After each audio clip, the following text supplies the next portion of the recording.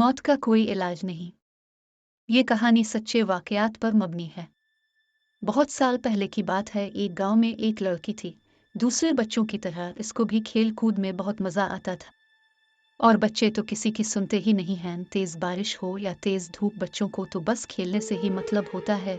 सख्त गर्मियों का मौसम था और दोपहर का वक्त था। नूर अपनी कजिन शाहाना के साथ इस जगह गई जहां वो हमेशा खेलने जाते थे।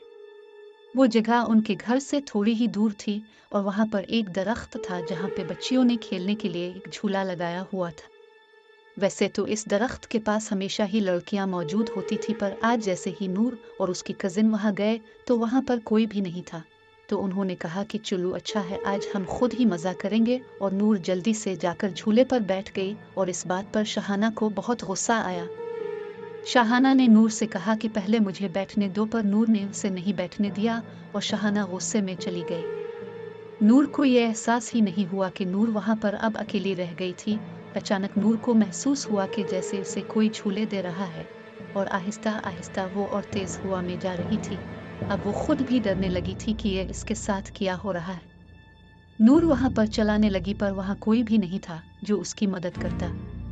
नूर को अजीब अजीब आवाजें सुनाई देने लगी और वो अचानक से इस झूले से गिर गई और बेहोश हो गई। कुछ देर बाद जब उसकी आंख खुली तो इसने देखा कि वो अपने ही घर में है, पर वो कुछ बोलने या फिर कुछ करने की हालत में नहीं थी। वो सबको बताना चाह रही थी कि इसके साथ क्या हुआ, पर वो कच्चे है नहीं बोल पा रही थी। दिन ब दिन इसकी हालत खराब होती जा रही थी।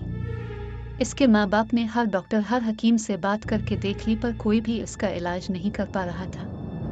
और एक दिन नूर के बाबा किसी बुजुर्ग को लेकर आए और इस बुजुर्ग ने उनको बताया कि नूर अब ज्यादा दिन जिंदा नहीं रह सकती क्योंकि वो पूरी तरह गैब के कब्जे में आ गई है। फिर भी इस बुजुर्ग ने अपनी तरफ से पूरी कोशिश कर ली कि वो नूर को बचा ले, पर कुछ दिन बाद ही पता चला कि नूर अब इस दुनिया में नहीं रही।